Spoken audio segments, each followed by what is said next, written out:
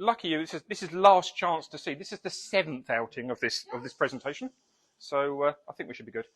So, for those of you that haven't seen this before, welcome to my shiny new presentation.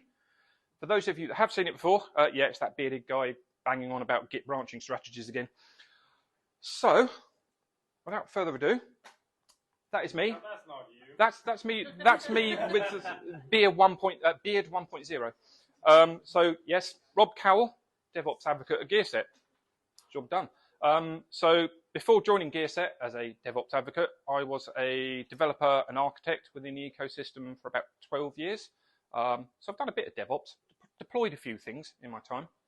So hopefully, I might even know what I'm on about. So what we're going to talk about is branching strategies. So I think probably first up, what the hell is a branch strategy and why do I need one? So if we're looking at DevOps as a discipline / lifestyle choice, then version control is pretty much at the heart of that.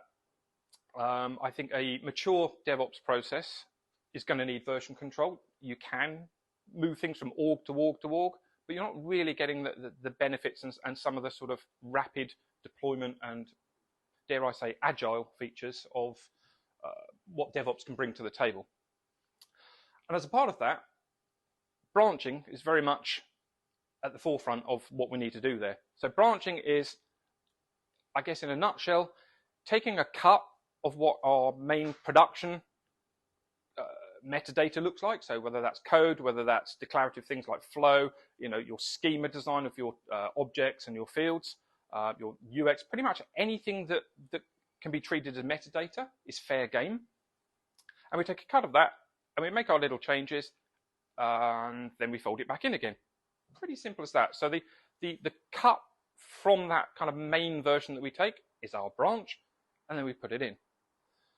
But it gets a little more complex than that, as we'll start to see going through. So when we look at version control as a whole, it brings a lot to the table. It allows us to make changes more accurately, more quickly, and it introduces a little bit of governance around it. Now, governance is a bit of a scary word. People sometimes can equate governance with compliance and regulation and bureaucracy and all that horrible stuff. But actually, all governance is actually doing is just making sure that we're delivering quality.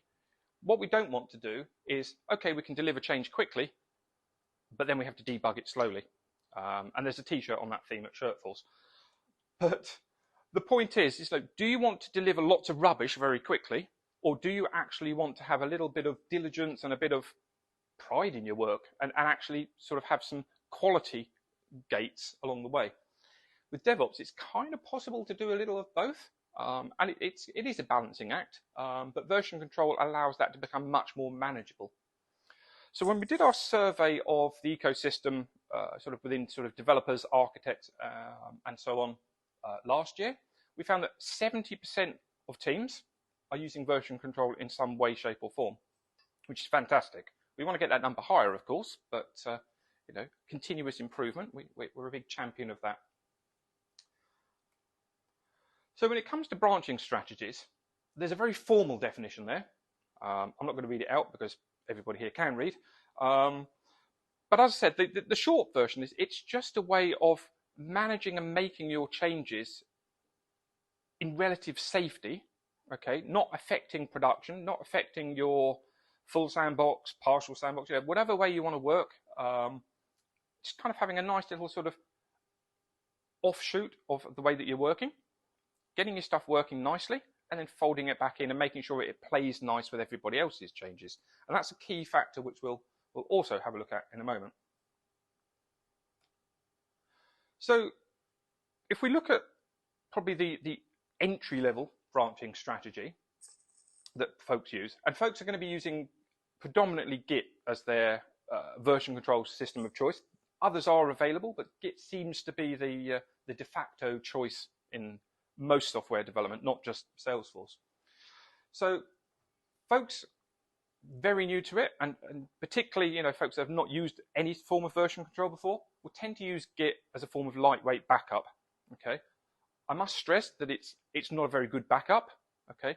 Because it's actually really hard to restore from, because you have your dependencies, you have a running order of which ways you've got to do it. Not everything can be backed up in this way. It's just really hard. It can be done, but I really wouldn't recommend it. But what that does do is allows you to have a copy of your metadata, your code, your structure of your Salesforce instance, and keep it safe somewhere.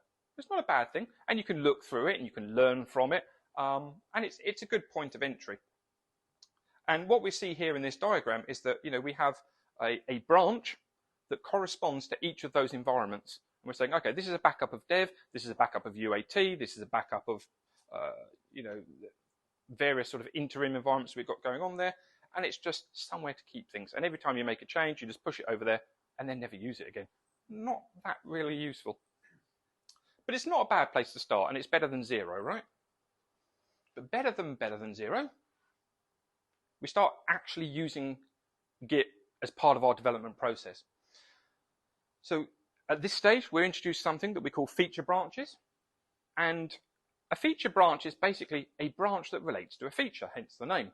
So if you can imagine, I suspect that many of you will use the dreaded JIRA or equivalents. Okay, so a feature can be effectively a JIRA ticket in some instances. It can be, I need to add this field to this layout, or I need to update this flow, or create a new flow, or whatever the kind of piece of work is. Now, as we'll see shortly, there's a lot to be said for decomposing those features down to the smallest unit of work possible. So you could have a requirement that is, okay, the sales team needs to be able to do X, Y, Z, and off they go. But to actually achieve that, you've got to do some fields, you've got to do some layouts, you've got to do some flows. Ideally, you've got to do some tests. But effectively, there are multiple tasks, and each of those tasks really, in an ideal world, should be a feature in its own right. But that said, if we consider a small lightweight feature for this example, such as adding a new field to an object, what we would do, we would start with our main branch, which is our kind of point of origin for all changes. And we say, okay, I'm working on this feature now. I'm going to create a branch that is a copy of that main branch, and this is where I'm going to work. And then, as you can see there, we split that branch off. We're working on a completely separate track. We've got that branch tied into our dev sandbox. We're pushing changes backward and forward. We're making changes. We're putting it down into our branch, making a few more changes, whatever it is we need to do. When we've tested it and we think, actually, yep, as far as I'm concerned as a developer, this seems to be working, then actually what we can do is we can create something called a pull request. Okay, so a pull request, as the name implies, is I'm submitting a request for you to pull my changes into that main branch. Okay, it's the I request you to pull is kind of how I like to think of it. It makes the terminology a little bit easier. And what will happen is that the person that's responsible for reviewing those changes will look at that pull request. They will have a isolated set of changes that relate to the specifics of what you've changed. They don't have to look at the entire org and try and figure it out. They just have a subset of things that they need to think, yep, that looks about right to me, or no, you could tweak that a bit here. That tends to happen more with the code stuff. It's a little easier to review, but generally a simple change should be a simple review. And then if all goes well, yep, we fold it back into our main branch. Now, in some scenarios, we could have automation that says, okay, when something's accepted back onto that main branch, let's deploy it up to our UAT environment. If the UAT passes, then let's deploy it up to our production. We're good to go. So it's a very lightweight, simple introduction to that whole version control, source-driven development. But there's a few flaws. So some of the flaws are we don't really have a lot of control. We have, with one branch, we can't say, okay, that one's good to go, and then we've got another one where actually, okay, we haven't really got any stage gates between development and deployment. We can see there in that flow that once it's done, we kick off and push it to the environments. But when you've got changes that need to go there, it's a little harder to manage. So we go further down the rabbit hole, and we look at something called the protected master branch. And just for clarity, In some places, you'll see master branch referred to. In some places, you will see main branch referred to. The terminology is a little loaded in some scenarios, and so we're trying to kind of move the framing of that to refer to the main branch. And I do need to update my slides. But forging ahead, so in this scenario, we have a little bit of a buffer between our changes and getting things out to our main branch. Because as we said, our main branch is effectively, to use sort of DevOps terminology, it's our source of truth. It's, it should, as close as possible, equate to what actually exists in production. And I always like to sort of mess with that thought a little bit in that, from a user's perspective, the source of truth is production. Because if I can't log into the org and use that functionality, as far as I'm concerned, it doesn't exist yet. But there's a whole debate that we're not going to get into around what is the source of truth. But ultimately, the main branch is not a bad place to start in terms of this is where changes and development and everything should originate from. Now, in this scenario, we gain a few advantages. We still have our feature branch, so we're still taking a cut of that main branch and working on our features. But then when we've done that, we don't just go and dump it straight onto the main branch and potentially trigger things that are firing stuff into production. We have a little bit of safeguarding. And this comes back to what I was saying about governance and a little due diligence. So what we actually do is we put it into an integration branch. And very conveniently named, because that's where we're not only testing things in isolation, we're checking that it integrates and plays nicely with everything else. We're not breaking somebody else's changes. We're not breaking any literal integrations to other systems. We're just being a lot more diligent, giving it a bit more robust testing to make sure that actually, yeah, my change works. It works on my machine, but you've just broken this other flow that somebody else is working. So how many people have kind of worked on a change, or a piece of code or a flow or whatever, and then found that some rogue admin somewhere has added a new validation rule and suddenly it doesn't work? There we go. Okay. Directly on production before it.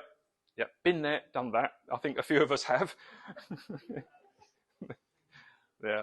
So the idea of the kind of integration stage gate is to hopefully allow you to discover these things earlier.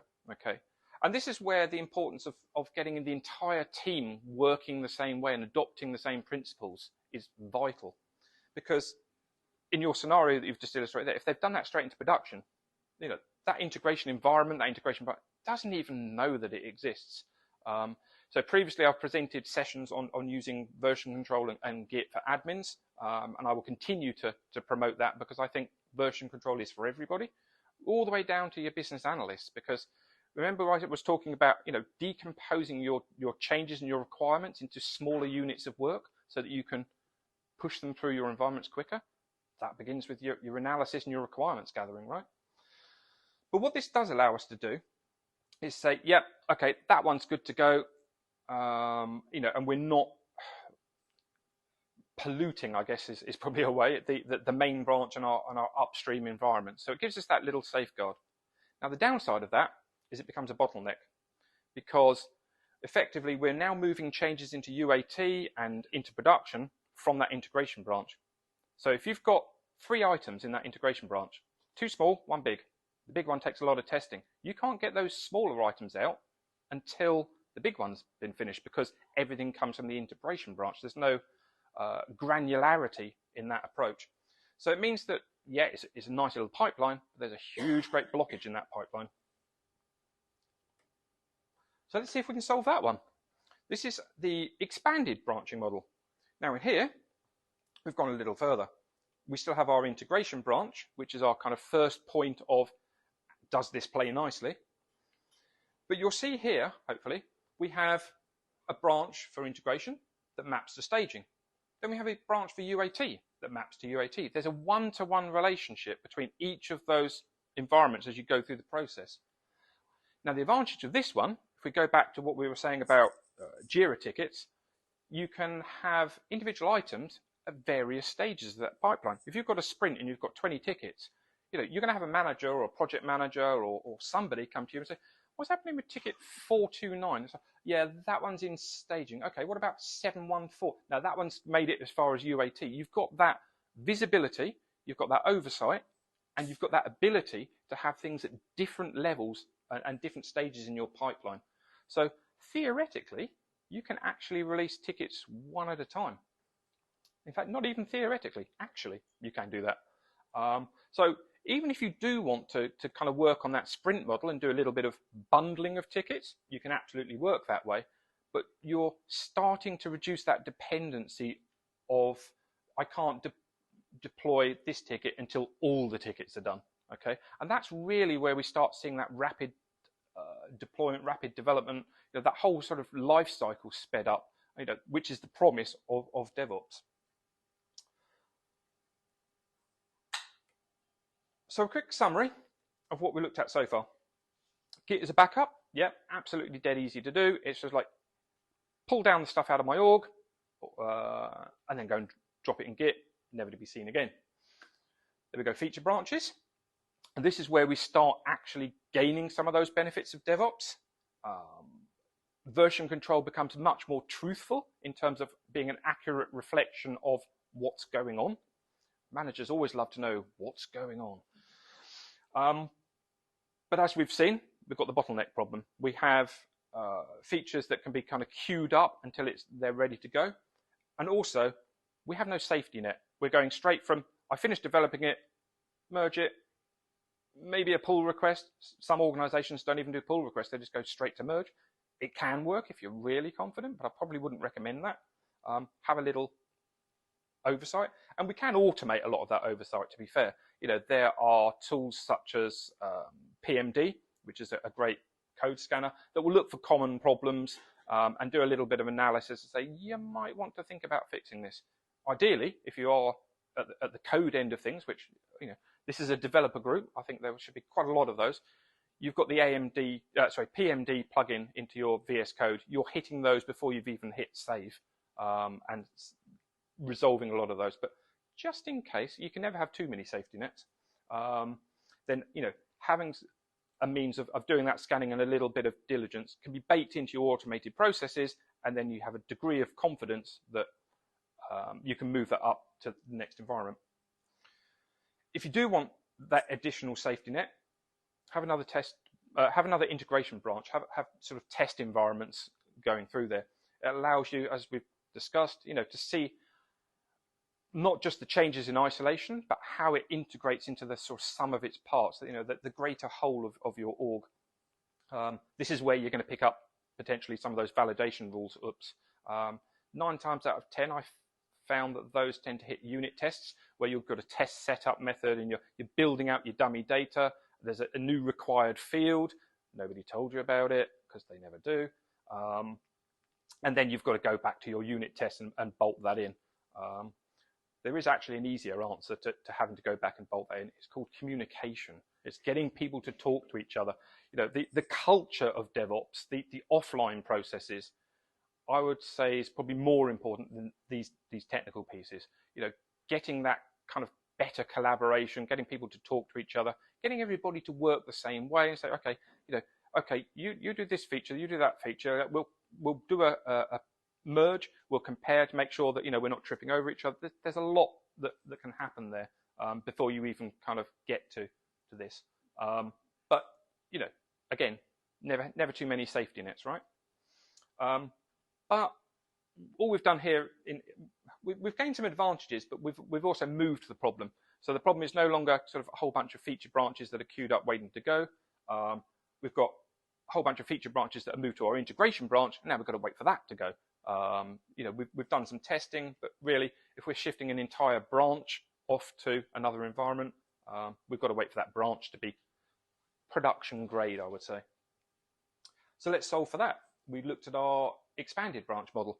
We have this one-to-one mapping between branches and environments, which means that our features can be at different stages of that pipeline, and we can get that greater throughput.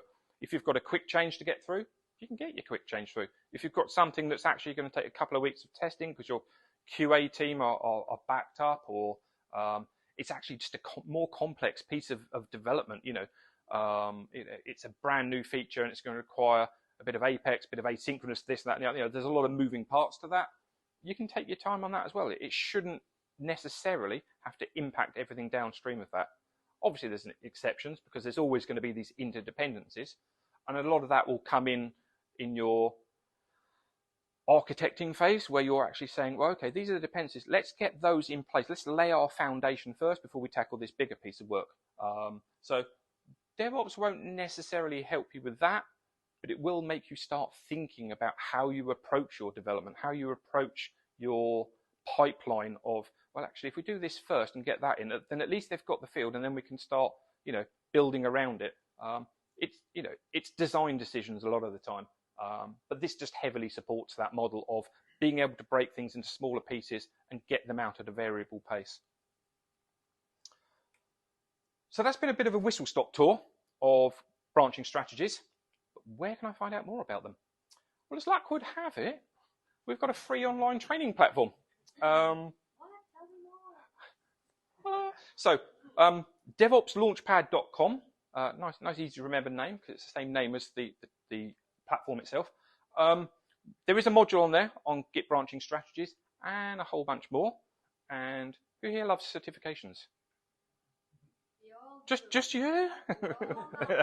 So there are some DevOps certifications in there on sort of the DevOps fundamentals and getting your head around some of this Git stuff if you've not encountered it before, and then a bit of a deeper dive. We've got some new certification tracks coming real soon now. Because I finished writing it last night. Well done. Thank you. But yeah, I mean, if you really want to sort of start sort of diving into sort of DevOps concepts or best practice, a term that I actually not a fan of because situations and scenarios will vary across different teams and organizations, but things that may help you along the way and then you apply them as you see fit. Then DevOps Launchpad is probably a good place to start for that and start discovering the joy of DevOps, as we like to call it. Additionally, we've got our DevOps Summit coming up soon. So we didn't think to put this in the event slide earlier. But yeah, we do. It's an online virtual event. You don't have to go anywhere. It's entirely free. So March 23rd, we're going to be talking about our state of Salesforce DevOps 2023, just looking at how far we've come in the last year and where we think the trends are going for Salesforce DevOps. And we've got a few other sessions and talks there. We have not one, not two, but 3 CTAs as guest speakers on that. So there's lots of content in there that I think will be valuable to a lot of you. So that's March 23rd. And if you go to gearset.com/summit, the registration details and everything you need should be on there. And then finally, one I haven't got a slide for, because I know not everyone is going to be able to do this one, but if you've got the budget to get yourself out to Chicago in April, then we have our yet another dreaming event, DevOps Dreaming, because they all have to be dreaming, right? Except for that London thing that Todd does. I don't know where he went with that. It's got a dream in it. Got to have a dream. But no, DevOps Dreaming is in Chicago this year, April 18th and 19th. My team are nodding at me, so I've got that one right. So that is an in-person event. It's a lot bigger. It's over a couple of days.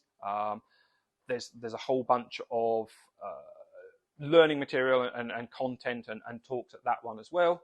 And then finally, Salesforce obviously got TDX coming up in a couple of weeks. We're going to be doing the Launchpad Lounge. So the DevOps Launchpad that you saw there, we're going live. We're doing it in person. So there's going to, if you are going out to TDX, and I know some are, some aren't. It's always a difficult mix going out that far. But if you are going along, come and have a look at Launchpad Lounge. Get some of those certifications in place. You get a nice glossy printed physical certificate, not just a little thing to put on your LinkedIn, or you get one of those too. But no, we have a posh printer now. But yeah, it's a bit of fun. It's networking with your peers, and you get some learning and a shiny certificate out of it too. That one is on. How is it? I think it's gearset.com/trailblazerdx. I don't think they've abbreviated it to TDX on that one. but I will confirm that. So there's a few sort of DevOps related events coming up where you can actually delve into this more, and I will be sharing some links and things with the organisers so that you can revisit some of those diagrams that we absolutely flew through. There's a blog post that kind of covers a lot of this, and it looks like that's me done. So, were there any questions or anything? Are you planning on doing DevOps streaming in London again? To be confirmed. Okay. I don't know a definitive plan. We're having a bit, so in the spirit of transparency, and I think I'm allowed to say this, we're having a bit of a shake-up on how we kind of run events at the moment. So DevOps Streaming is obviously our flagship event in the same way as Dreamforce's, Salesforce's flagship event. And that's definitely happening in Chicago. And that, I believe, is going to be like, being the flagship event, it's going to be just the primary event out there. What we are looking at, and we haven't confirmed locations and dates or anything like that, but what we're thinking of doing is kind of doing like a touring thing, a bit like Salesforce's World Tour, where we visit various locations and do a comparatively cut down version, but still delivering, reasonably useful content, just condensing it down a little bit. But when can we expect gear tour? Yeah. Coming soon to a location near you. Yeah, as and when that starts coming, obviously we'll hit the socials and the user groups and let folks know about that. But don't worry, we are UK based. We will definitely look after our UK friends. Gentleman at the back there. Yeah, when it comes to the more advanced branch strategies, I sort of come from the Kubernetes world. Okay, proper DevOps. Instinctual, strong aversion to long-lived branches. Agree. So this feels kind of similar to Git flow or GitHub flow, right? A little, yeah. Are long-lived branches a necessary evil that we have because of our dependency on like pre-built sandbox environments? Or do you see a point coming where like scratch words are so good and so fast to build that we can adopt more modern strategies? No, it's a really good point. And the distinction I always like to make between the long-lived branches and the short-lived branches is that the branches that are tied to your bigger sandboxes, should we call them, like your full copy sandbox, your partial sandbox, the things where people are doing testing, processes that will take longer. Okay, your sort of delivery journey sandboxes, I think, can afford and should probably be longer lived. Okay, they need to be reasonably stable so that you can support those processes. Where your short-lived branches should be is your feature branches. Build it, test it, deploy it to the next environment, tear it down. If the testing then fires up some issues and things that you want, you need to remediate, and that new feature branch out, and just iterate. I totally agree, with the approach of short-lived branches, but with the caveat of, in a Salesforce world, that makes more sense for features than for environment branches, shall we call them. And I'm guessing no hotfix branches. No, absolutely have a hotfix branch. We do have models that have a hotfix branch. The key to that one is what we call back propagation. Okay, so just to kind of elaborate on that for folks that might not be familiar with that concept, a hotfix branch is a branch that's kind of a back door into production in a way. It's, we need to fix this shit now because it's broken and people are screaming at me. Okay, but you're still not going to do that directly in production. You're going to take your cut, you're going to get it cleaned up, and you're going to merge that. But it's, instead of going from this environment to that environment to that environment onwards, it goes from hotfix to main and out to production. Now, when I talk about back propagation, that's making sure that all the downstream environments that take the normal path receive that hotfix, so you're not just putting that bug back in again. There are ways to do that. So, full disclosure, my role isn't here to push GearSet the platform. My role is here to push DevOps the concept. However, GearSet has a visual pipeline tool that allows you to do that back propagation. So, other tools are available, but it's definitely something that we support and encourage as a means to support that hotfix process and make sure that your environments are subsequently aligned. for your back propagation, you're running some sort of command line for updating it, or you're refreshing the sandboxes? Like, what is the Nope. way? No, we are doing some clever ninja foo that my engineering team would tell you about if they were here. But yeah, basically we're actually auto-generating a pull request based on what was coming from the hotfix branch, and then using that pull request to effectively redeploy in the same way as we do if we were doing a forward propagation. Yeah. Yeah, so it's like a delta from the cherry pick of the hotfix commit down there. Yeah, pretty much. So your comment about feature branches, how would they, when would, when would you say a feature branch gets destroyed? When you've successfully moved it to the next environment, in my opinion, and opinions I have many of. If you need to remediate from that upstream environment because somebody's found something in testing, spin up a new feature branch. It's a way of working, right? Yeah. So, but does that not? If it's, I suppose that feature branch, should it not live till it gets to production? Because you could find that. You can work that way, and a lot of people do. But others subscribe to the mentality, like the gentleman there, around make branches as short-lived as possible. And it's a trade-off, right? And what we always like to do is two things. One is let's meet with people where they are today, okay? So let's find a DevOps solution that fits your organization's experience, maturity, and readiness and processes to follow that process. So if it works better for your organization to have longer lived feature branches and work to that model where you say, it's in production, I think we're safe to close this down now. Other organizations will say, well, as part of that creating a pull request thing, at the point that we have a pull request accepted, we can tear down that feature branch.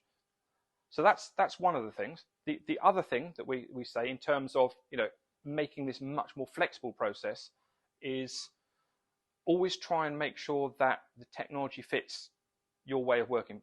We don't, there's the expression, don't let the tail wag the dog, okay? The dog is in control here, okay?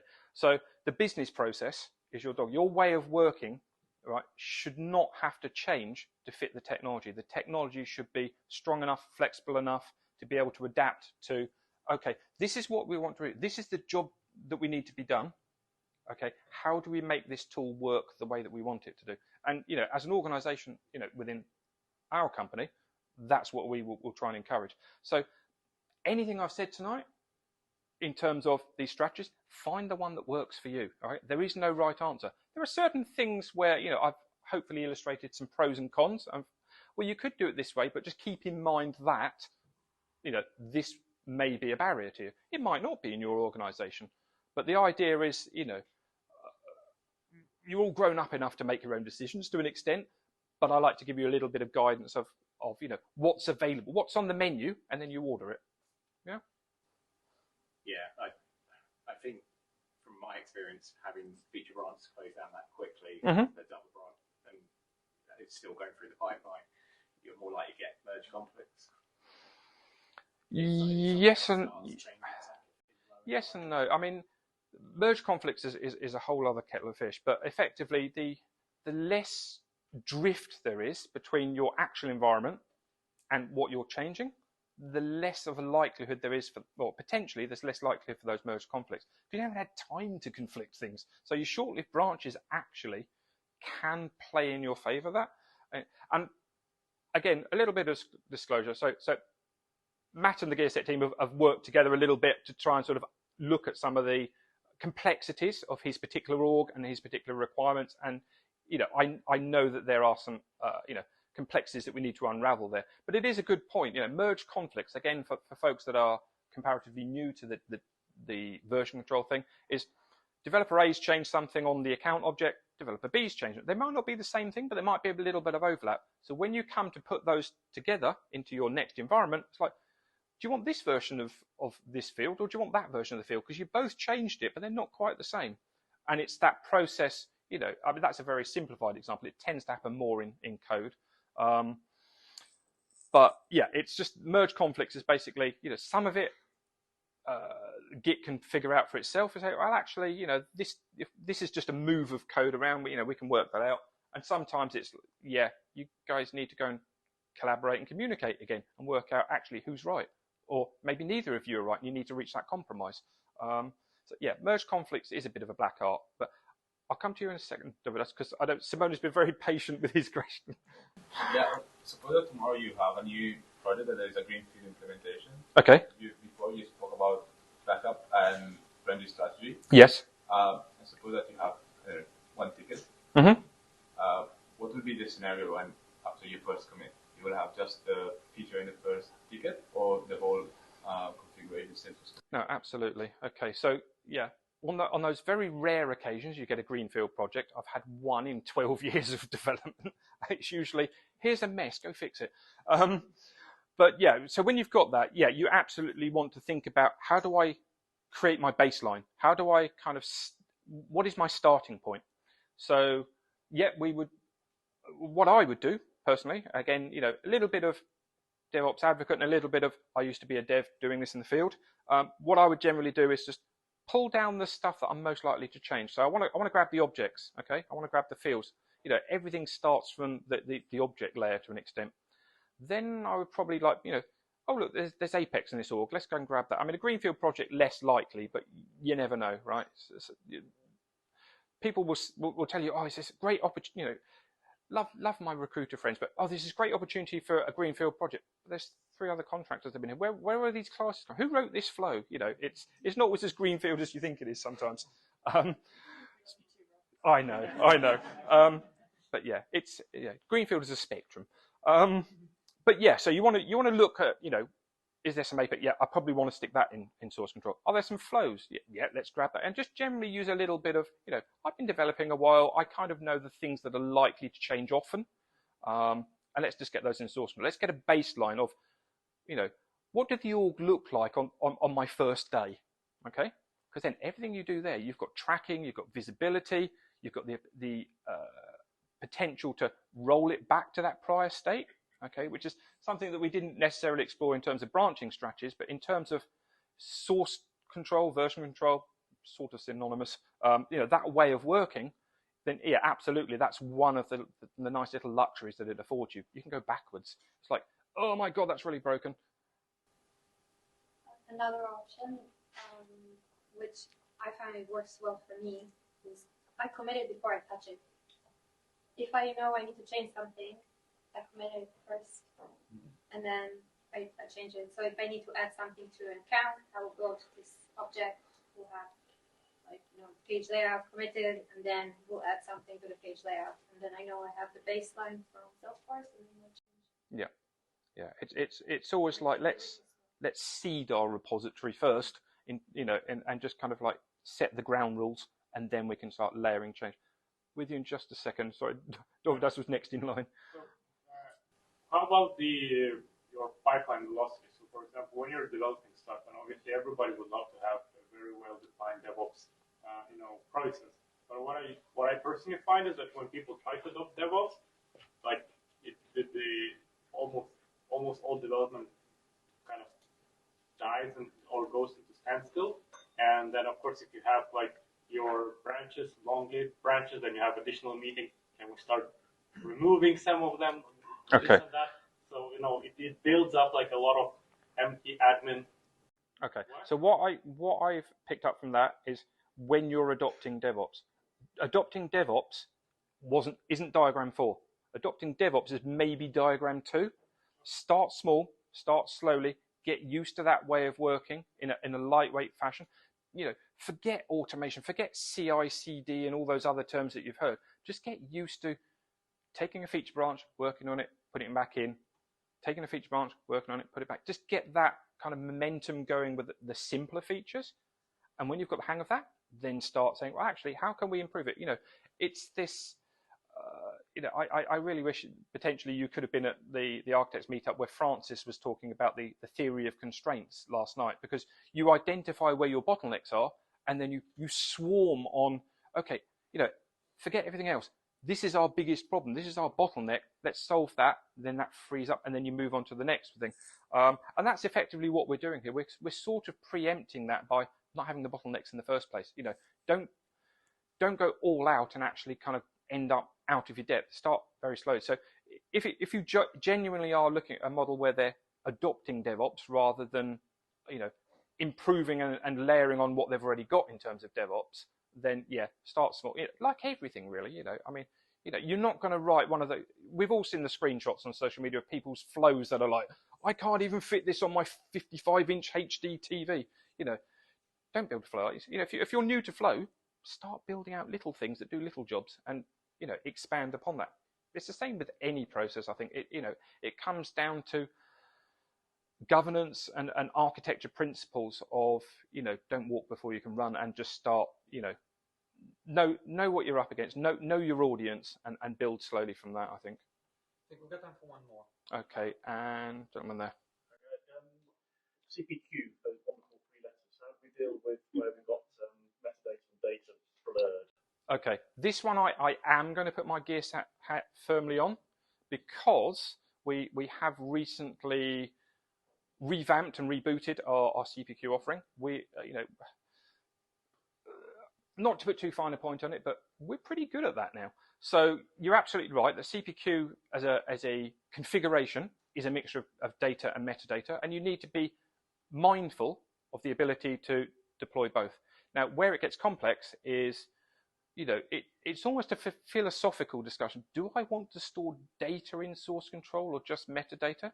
I would argue that because this is, in the CPQ scenario where that data is actually part of your config, take a more relaxed view of things and say, well, actually, either store it in source control or take a backup of it, whatever means that I mean, if you think of metadata, we're pulling out as XML files at the end of the day, and we're storing it as a file, okay? With data, you could pull that out as a CSV, or you could pull it out into, whatever format you can extract it. As long as you can get it into a file, it probably could go into source control. When it comes to the deployment piece, then yeah, absolutely. You need a process. It doesn't have to be gear set, but we have been very focused on CPQ lately. There are other ways of doing it. If you want as many grey hairs as me, but effectively, yeah, you want a deployment process that takes that as a consideration and say, actually, this data is now a dependency. It's not just oh, I've deployed my stuff and it should work, and then we can just load in the data later, in the same way as you do more sort of traditional core platform stuff. CPQ, treat the data as part of that overall build and move it across there. And there are tools that help you unravel those dependencies. And we're amongst those tools. Thank you very much. Thank you.